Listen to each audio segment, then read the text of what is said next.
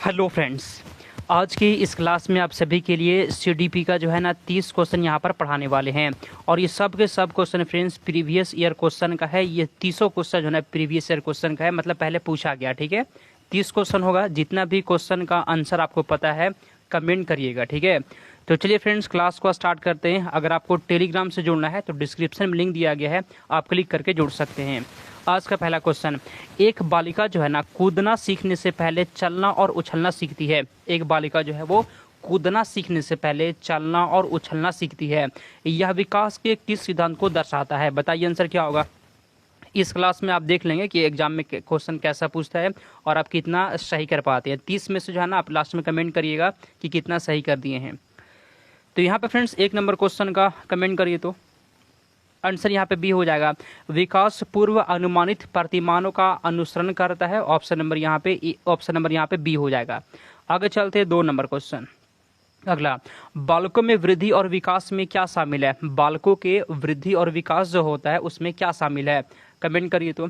मात्रात्मक परिवर्तन, गुणात्मक परिवर्तन, दोनों, या फिर डी शरीर के आकार और बनावट में केवल भौतिक परिवर्तन। फ्रेंड्स केवल जहां पे रहेगा ना वो गलत हो जाएगा। ठीक है, आंसर यहाँ पे 2 नंबर क्वेश्चन का सी हो जाएगा। दोनों होता है। ठीक है जी, बालकों में वृद्धि और विकास में मात्रात्मक भी होता है और गुणात्मक परिवर्तन दोनों शामिल होता है। ऑप्शन नंबर सी यहाँ पे सही जवाब है। ठीक है, मेरा प्रयास रहेगा फ्रेंड्स आपको समझाते हुए पूरा क्वेश्चन को हम पढ़ा दें। ठीक है, अगला क्वेश्चन तीसरा, निम्नलिखित में से कौन सा कारक भौतिक एवं दुनिया की जटिल शक्तियों को संबोधित करता है जो किसी बालिका के अनुभवों को उसके विकास के दौरान प्रभावित करते हैं? कमेंट करिए तो। फिर से पढ़ते हैं, निम्नलिखित में से कौन सा कारक भौतिक एवं दुनिया की जटिल शक्तियों को संबोधित करता है जो किसी बालिका को अनुभवों को उसके विकास के दौरान प्रभावित करते हैं? आंसर यहाँ पे फ्रेंड्स सी हो जाएगा। इसे कहते हैं लालन पालन। ऑप्शन नंबर सी सही जवाब है। आगे चलते हैं 4 नंबर। अगला, निम्नलिखित में से कौन सी बच्चों के समाजीकरण की प्राथमिक संस्थाएं हैं? प्राथमिक की बात हो रहा है। ठीक है, कौन सी बच्चों के समाजीकरण की प्राथमिक संस्थाएं हैं? तो फ्रेंड्स एक तो आपका परिवार हो जाएगा। देखिए परिवार और आस पड़ोस। परिवार और आस पड़ोस जो होता है वो फ्रेंड्स समाजीकरण की प्राथमिक संस्थाएं होती है। कहीं पर लिख लीजिए, बहुत बार क्वेश्चन पूछा गया है। अगला क्वेश्चन, कमल स्वयं को तर्क देता है कि यदि तनु उसे एक क्रेयॉन देगी तो वह उसे भी एक क्रेयॉन देगा ताकि उपहारों के लेन देन में समानता हो। ठीक है फ्रेंड्स, उपहारों के लेन देन में समानता हो। कमल लॉरेंस कोहलबर्ग के नैतिक विकास के किस चरण पर है? कमेंट करिए तो 5वां का सही जवाब। ठीक है फ्रेंड्स, अगर यहाँ पे मतलब ऐसा अगर बच्चा करना, अगर तुम मुझे एक कलम दोगे, मान लीजिए फ्रेंड्स कलम, मान लीजिए तुम मुझे कलम दोगे तो हम भी तुम्हें एक कलम देंगे। ठीक है फ्रेंड्स, अगर तुम मुझे एक चॉकलेट देते हो तो इसके बदले मैं भी तुम्हें एक चॉकलेट दूंगा। ठीक है जी, इसका मतलब क्या हो रहा है यहाँ पे? उपहारों का लेन देन में समानता हो रहा है। तो कमल जो है ना कोहलबर्ग के नैतिक विकास के किस चरण पे है? बताइए आंसर 5वां का। इसे कहते हैं यांत्रिक उद्देश्य अभिनवीकरण। फ्रेंड्स ऑप्शन नंबर ए हो जाएगा। ठीक है, आगे चलते हैं 6 नंबर क्वेश्चन। अगला, संज्ञानात्मक विकास के किस चरण में एक दूसरे के साथ खेल संबंधी विचार साझा होते हैं और इस समझ को कि प्रतीक वस्तुओं को स्पष्ट करते हैं लेकिन संरक्षण कौशल की कमी है? कमेंट करिए। फिर से पढ़ते हैं, संज्ञानात्मक विकास के किस चरण में, इसमें से किस चरण में एक दूसरे के साथ खेल संबंधी विचार साझा करते हैं? खेल संबंधी विचार साझा करते हैं और इस समझ को कि प्रतीक वस्तुओं को स्पष्ट करते हैं। यह समझ की प्रतीक जो होता है वो वस्तुओं को स्पष्ट करते हैं लेकिन संरक्षण कौशल की कमी होती है। फ्रेंड्स किस में आता है? यह आता है फ्रेंड्स पूर्व संक्रियात्मक अवस्था में आता है क्योंकि इसमें जो है ना संरक्षण की कमी होता है। ऑप्शन नंबर सी हो गया आपका। ठीक है, आगे चलते हैं 7 नंबर क्वेश्चन। चलिए अगला क्वेश्चन, एक 6 वर्षीय बालिका सोचती है कि लंबे गिलास में छोटे और चौड़े बर्तन से अधिक पानी आता है। यद्यपि आंखों के सामने ही पानी एक बर्तन से दूसरे बर्तन में पलटा गया है। पियाजे के अनुसार बालिका की यह सोच किस योग्यता की कमी कारण से होता है? हम समझाते हैं आपको। एक लंबा गिलास है। देखिए फ्रेंड्स, ये मान लीजिए लंबा गिलास हो गया, ये गिलास मान लीजिए फ्रेंड। ठीक है, और एक फ्रेंड्स इसी के साइज में चौड़ा गिलास है। एक लंबा गिलास एक चौड़ा गिलास हो गया। ठीक है, ऐसे चौड़ा गिलास है और दोनों में पानी फ्रेंड्स उतना ही आता है, दोनों में उतना ही पानी आता है। लेकिन फ्रेंड्स बच्चा को ये लग रहा है ना कि लंबा गिलास में ज़्यादा पानी आता है। ठीक है, तो पियाजे के अनुसार बालिका की यह सोच किसकी योग्यता की कमी को यहाँ पे दिखा रहा है, बताइए आंसर। चलिए फ्रेंड्स, इसमें केंद्रीयता हो जाएगा, ऑप्शन नंबर यहाँ पे सी है, जिसे क्या कहते हैं, केंद्रीयता कहते हैं। और ये क्वेश्चन बहुत बार पूछा गया। ठीक है, आपको फ्रेंड्स मेरे साथ जुड़ जाना है, एग्जाम तक रहिए, आपका तैयारी बहुत अच्छा हो जाएगा। अगला बच्चा कहता है मैं पहेली की इस हिस्से को पूरा नहीं कर पा रहा हूँ। ठीक है, बच्चा कहता है ना कि मैं पहेली की इस हिस्से को पूरा नहीं कर पा रहा हूँ। अध्यापक, यहाँ कौन सा टुकड़ा आना चाहिए क्योंकि ये बिल्ली के पैर हैं। तो बच्चा बोलता है फ्रेंड्स पंजा आना चाहिए।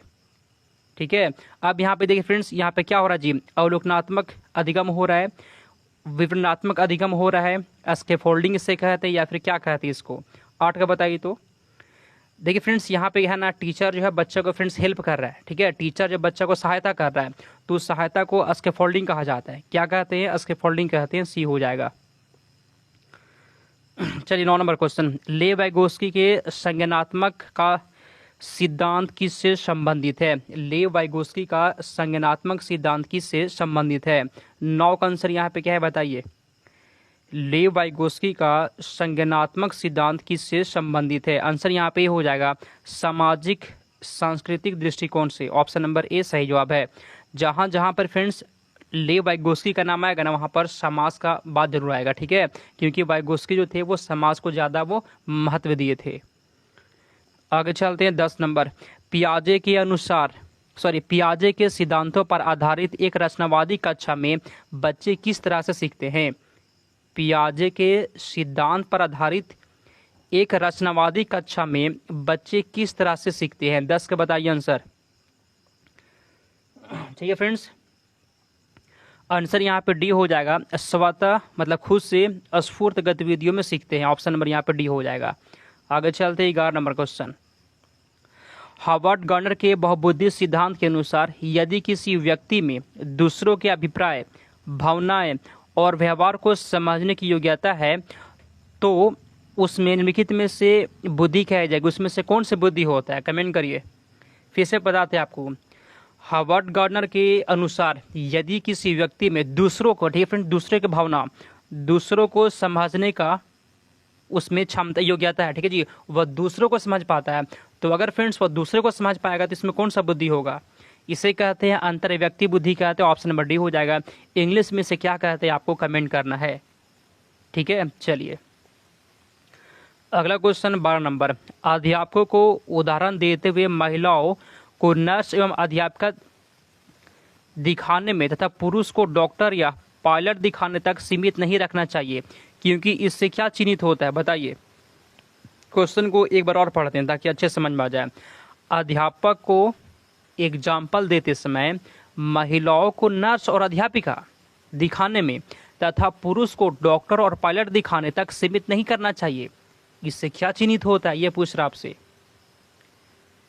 12 का आंसर यहाँ पे क्या फ्रेंड्स, 12 का आंसर यहाँ पे बी हो जाएगा। इससे क्या होता है, जेंडर रूढ़िबद्धता, ऑप्शन नंबर यहाँ पे बी हो जाएगा। ठीक है, चलिए आगे चलते हैं अगले क्वेश्चन की ओर। 13 कथन कारण, बच्चों में भाषाई विकास के लिए प्राथमिक स्तर की कक्षाओं में मुद्रित सामग्री समृद्ध परिवेश आवश्यक है, ये हमको सही लग रहा है। ठीक है, कारण भावनाओं की अधिगम में महत्वपूर्ण भूमिका है। अब बताइए फ्रेंड्स इसमें कौन सा सही होगा, 13 का बताइए। देखिए फ्रेंड्स यहाँ पे क्या हो रहा है, ए और आर दोनों सही है, ये दोनों सही दिया गया है, लेकिन आर जो है ना सही व्याख्या नहीं है, एक ही ऑप्शन नंबर यहाँ पे बी हो जाएगा। ठीक है, ये दोनों सही है, ये दोनों सही है फ्रेंड्स, लेकिन व्याख्या नहीं कर रहा है। ठीक है, आंसर यहाँ पे बी हो जाएगा। चलिए आगे चलते हैं अगले क्वेश्चन की ओर, ये थोड़ा सा बड़ा क्वेश्चन है। चलिए 14 नंबर, जब हरजोत को अपने प्रदत्त कार्य में सितारा नहीं मिलता, मतलब स्टार नहीं मिलता, तो वह बहुत परेशान हो जाती है। अपने काम के संदर्भ में दी गई किसी भी आलोचनात्मक टिप्पणी के प्रति वह रक्षात्मक रुख अपनाती है। किसी भी आलोचनात्मक टिप्पणी के प्रति वह रक्षात्मक रुख अपनाती है। इस संबंध में निम्नलिखित में से कौन सा उपागम सबसे अधिक प्रभावकारी होगा, कमेंट करिए। तो ठीक है, ये देखिए जो भी बड़ा क्वेश्चन है ना, आप वीडियो को रोककर पहले खुद से आंसर दीजिएगा। ठीक है, चलिए फ्रेंड्स यहाँ पे क्या होगा, कमेंट करिए फ्रेंड्स, हम लोग पढ़ते हैं। उसे रचनात्मक प्रतिपुष्टि देना और अपना काम दोहराने के लिए कहना, क्या आप ऐसे कहेंगे क्या? आगे, यह सुनिश्चित करना कि उसके हर प्रदत्त कार्य में सितारा मिले जिससे कि वह परेशान ना हो। सी, यह सुनिश्चित करना कि उसके किसी भी प्रदत्त कार्य में कोई सितारा या पुरस्कार ना मिले जिससे कि उसकी आदत ना पड़े। डी, उसको किसी भी तरह की प्रतिपुष्टि ना देना। फ्रेंड्स ये तो गलत हो जाएगा, डी वाला को हम काट देते हैं। ठीक है फ्रेंड्स, डी वाला को हम काटते हैं। अब आप क्या करेंगे? चलिए फ्रेंड्स कमेंट करिए।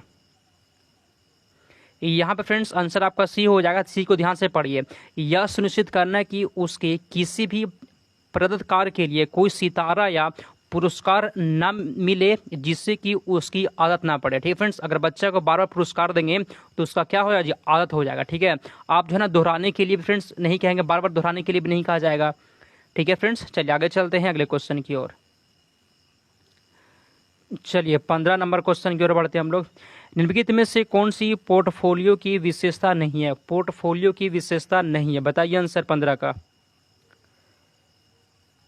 कौन सी पोर्टफोलियो की विशेषता नहीं है? फ्रेंड्स 15 का यहाँ पे डी हो जाएगा।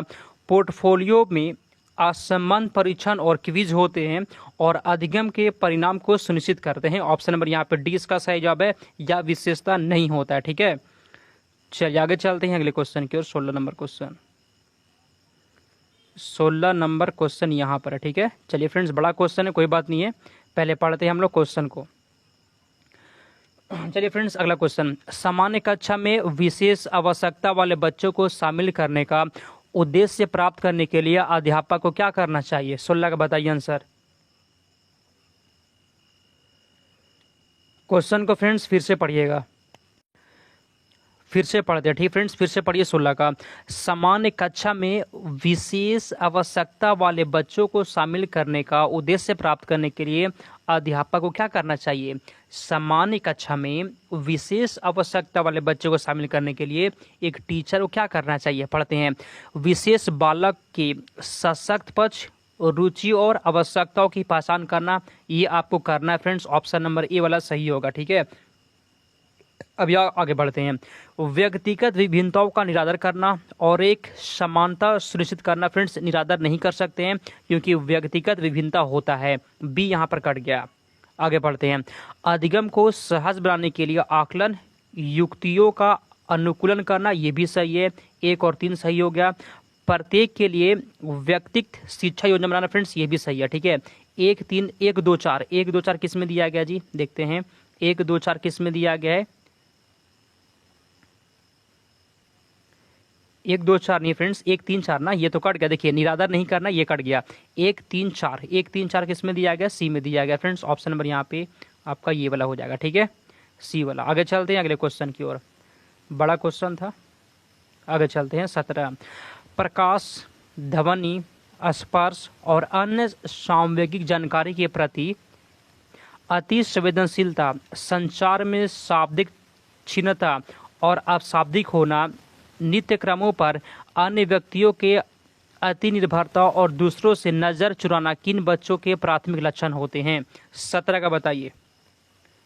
आप कम से कम फ्रेंड्स इतना सा समझिए, पहले उतना छोड़िए, बड़ा क्वेश्चन है। दूसरों से नज़र चुराना किन बच्चों का प्राथमिक लक्षण होता है? आप ये भी बता सकते हैं इतना से भी। तो यहाँ पे आंसर आपका हो, इसे क्या कहते हैं फ्रेंड्स? स्वलीन। इसे क्या कहते हैं? स्वलीन कहते हैं। ऑप्शन नंबर सी है इसे। ठीक है, चलिए फ्रेंड्स ये वाला क्वेश्चन आपके लिए एक होमवर्क है। ये वाला क्वेश्चन आपके लिए होमवर्क हो गया। क्लास खत्म हो जाएगा ना, तब इसका आंसर आपको देना है।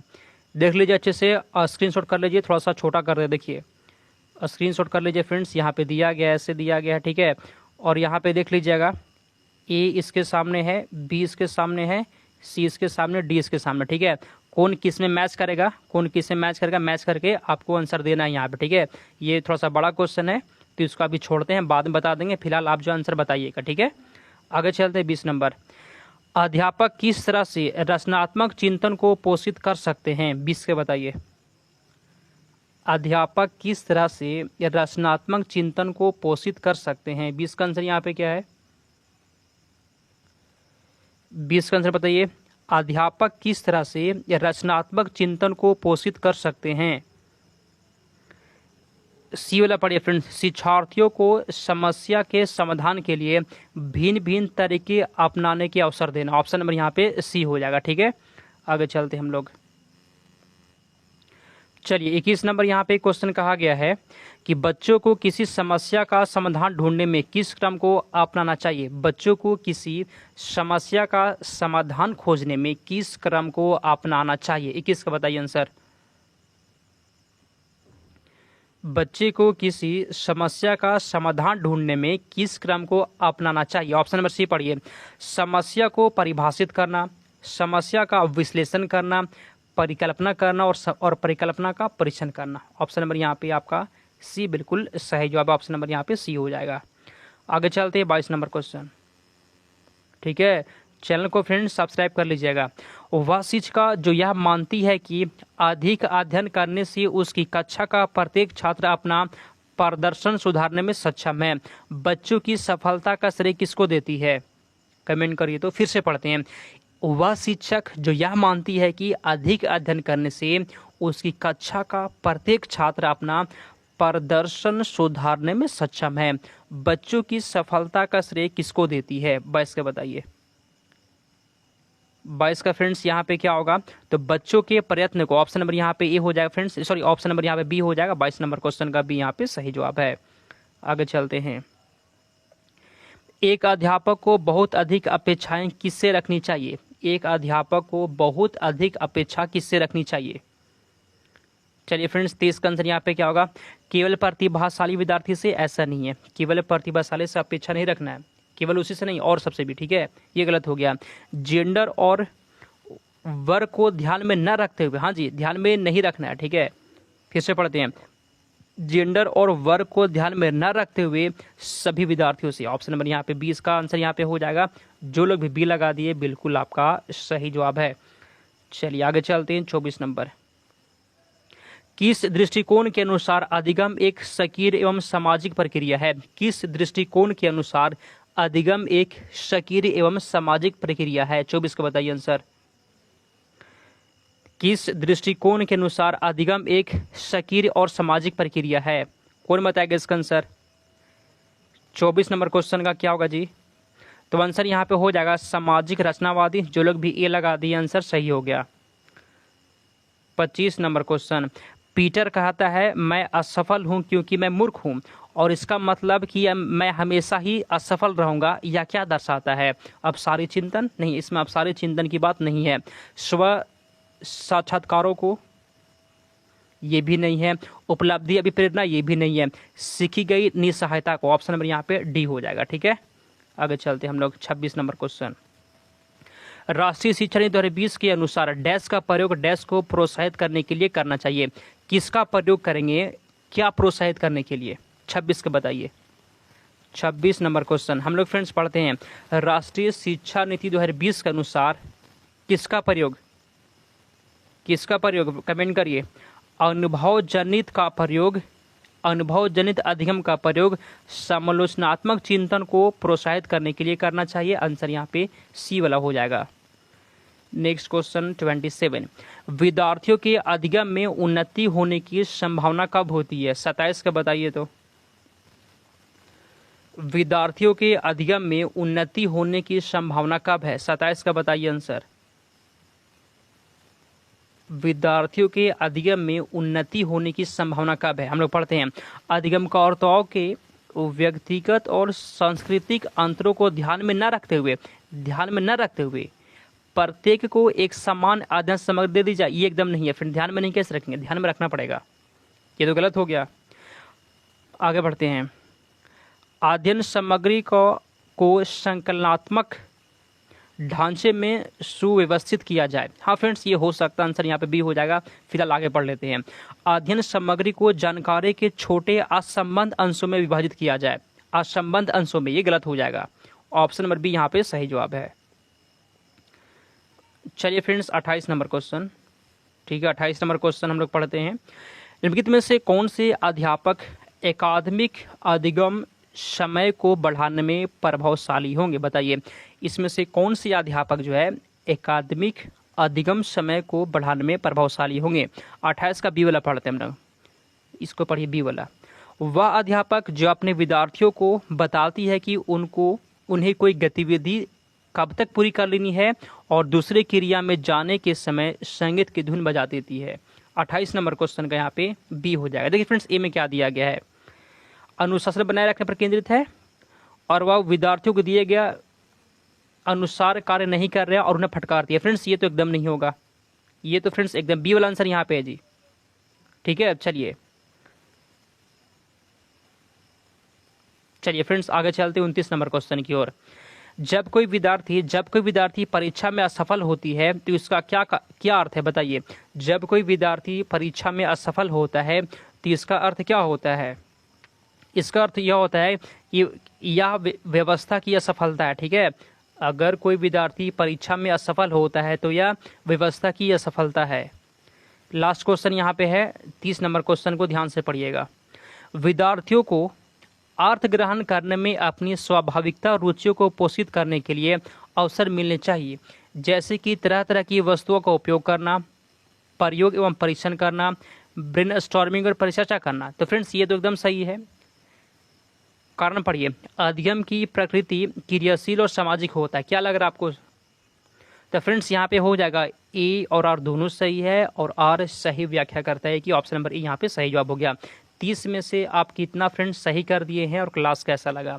क्लास अच्छा लगा है तो एक लाइक कर दीजिए फ्रेंड्स और चैनल को सब्सक्राइब कर लेना है। एग्जाम तक आपको मेरे साथ जुड़े रहना है, ठीक है। तो चलिए फ्रेंड्स, क्लास को हम लोग समाप्त करते हैं, मिलते हैं अगले क्लास में। चैनल को सब्सक्राइब कर लीजिएगा।